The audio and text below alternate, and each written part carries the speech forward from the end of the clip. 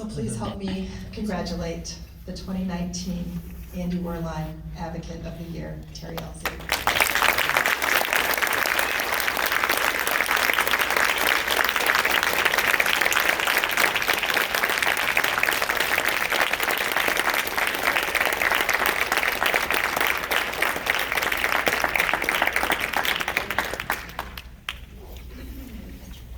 So nervous. And for most people in here that know I like to talk a lot, I'm really like a loss for words, but I have some written down, so bear with me. I would like to thank Mental Health America, its staff and leadership for this prestigious honor. Before I get into my speech, I promised myself I would not act as though I never received anything before. So good luck with that. So since being this year's Andy Werlein Award recipient, I took a lot of time analyzing what advocacy is creating a lot of anxiety, as I am an extreme analytical thinker. And so I spent a lot of time trying to figure this out. Why me was one of my first questions. Then I said, why not? Why not me?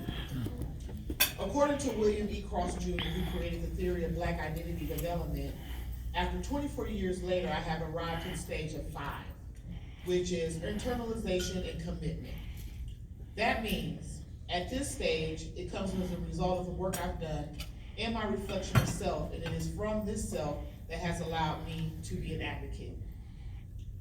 My advocacy began when I learned how the country who prides itself on greatness, I learned how it contradicts itself when ruled by capitalism, creating division amongst its citizens, Black, white, rich, and poor.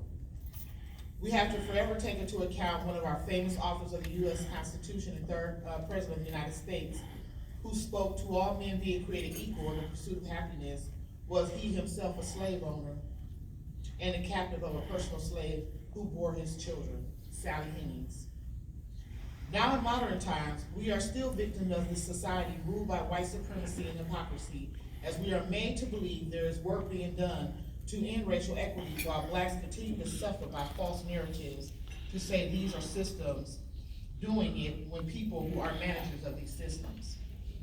Using the analogy how trains can only operate by conductors. I close by saying, Milwaukee is not the worst place to live for Blacks because it's our fault. We continue to try and be involved and work to heal our community while being patient and trusting in the process for those persons who make excuses for what they do not do, which is usually unintentional, intentional. When someone like me speaks out unapologetically, I'm accused of being aggressive and intimidating and unsafe. Their words, not mine. I have been worn down by the white fragility of white peers as these rules, policies, and laws only play out in their favor. We have witnessed the urgent response to heroin as resources for our community remain stagnant, postponed, and non-existent. My first demand for 2020 is going to begin a different type of season for us all. The demand that all public and private Milwaukee leadership will be held accountable for the necessary interventions and changes needed for Blacks and other people of color. That is, Blacks and people of color. This means full involvement. We will be in who we want to represent us at these tables. We will use our powers of citizens to bargain. There will be no more false promises and exclusions will no longer be tolerated. And I say that because in honor of today being the 50th anniversary of Fred Hampton, who was murdered on this very day 50 years ago, which is 26 days before my birthday, 50th to be exact. I pay homage to the work that the Black Party Panther did because they were very misunderstood, just like I am. I'm not here for violence, and I'm not a violent person. I am a very emotionally driven person who wants to see what's right for the people that we watch suffer every day. The numbers are real. We talk about 60% of African American children who are arrested in school systems by police officers. And that's horrible. And that's not system driven. Those are people who are making those arrests and people who are making those decisions to have those children arrested.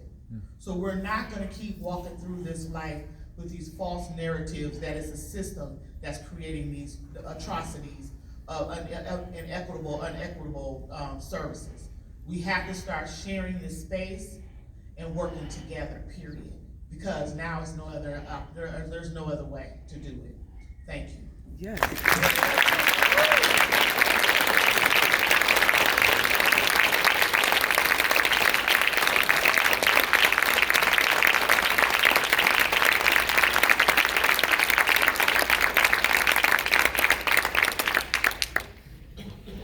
Congratulations, Terri.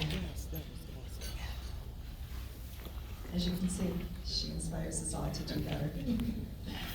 At this time,